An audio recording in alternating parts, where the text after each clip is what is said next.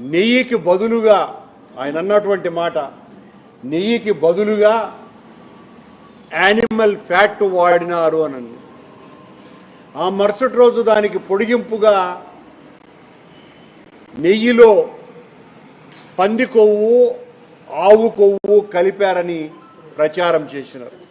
అది మొత్తం 100 కోట్ల మంది హిందువుల యొక్క మనోభావాలను దెబ్బతీసి హిందువులంతా కూడా తల్లడిల్లిపోయి, ఇంత పాపం జరిగిందా, ఇంత ఘోరం జరిగిందా టీటీడీలో, మనం ఇన్ని సంవత్సరాలు తిన్నది పంది కొవ్వునా ఆవు కొవ్వునా అని ఒక రకమైనటువంటి భయాందోళనలకు గురైనారు. ఈ రాష్ట్ర ముఖ్యమంత్రి సాక్షాత్తు అంత పెద్ద ఆయనే ఈ రకమైనటువంటి ఆరోపణ చేసి మొత్తం హిందువుల మనోభావాలన్నింటినీ కూడా గుల్ల చేసినారు. దీనికి సంబంధించి చాలా స్పష్టంగా ఆ రోజే, అంటే ఇది కూడా ఆయన ప్రభుత్వం వచ్చిన తరువాతనే, తరువాత జూలై 6, జూలై 12న పంపిన 4 ట్యాంకర్ల ద్వారా వచ్చిన నెయ్యిపై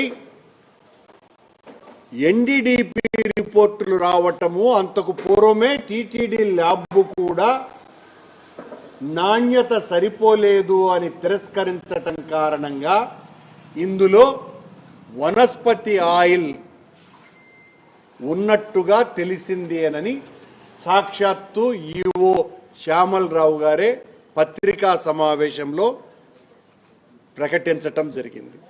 ఆయన చాలా స్పష్టంగా ఆయన మాటల ద్వారా లడ్డూలో ఏ కల్తీ జరగలేదు, జరిగినటువంటి ట్యాంకర్లు లోపలికి పోతూ ఉండే పరిస్థితిని మేము ఆపటం జరిగింది, వాటిల్ని రిజెక్ట్ చేసినాము. అంతకు పూర్వం జూన్ 12, జూన్ 20, జూన్ 25, జూలై 4 అంటే ఈ 4 సార్లు తెలుగుదేశం పార్టీ అధికారంలోకి వచ్చిన తర్వాత నాణ్యత కలిగినటువంటి నెయ్యి కాబట్టి లోపలికి పంపించినాం అని ఈవో గారి ప్రకటన. జూలై 6, జూలై 12న పంపినటువంటి ఏఆర్ డైరీ పంపిన 4 ట్యాంకర్లలో నాణ్యత లేదు కాబట్టి వెనక్కి తిప్పి పంపించినాము. వెనక్కి తిప్పి పంపించిన తర్వాత కల్తీ జరిగేటువంటి అవకాశం ఏముంది చంద్రబాబు గారు అని ప్రశ్నిస్తున్నాం మేము. మా హయాంలో దాదాపు 19 సార్లు 2019 నుంచి 2024 వరకు 19 సార్లు ఈ రకంగా నాణ్యత లేకుండా ఏఆర్ డైరీనే కాకుండా ఇతర సప్లైదారులు, ఆ కాలంలో టెండర్లు వేసినటువంటి ఇతర సప్లైదారులు కూడా పంపినటువంటి నెయ్యిలో నాణ్యత లేదు అని తిప్పి పంపటం జరిగింది. అంటే నాణ్యత లేకుండా 1 కేజీ నెయ్యి కూడా టీటీడీ తీసుకోదు అని స్పష్టమైనటువంటి రుజువు ఇది.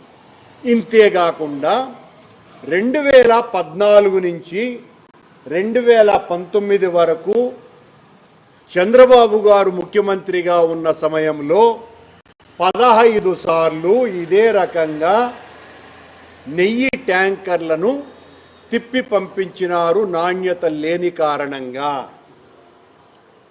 ల్యాబుల్లో ధృవీకరించి ఇందులో అడల్టరేషన్ ఏదో సమస్య ఉంది అని తిప్పి పంపించడం జరిగింది. అది చంద్రబాబు సమయంలోనూ జరిగింది,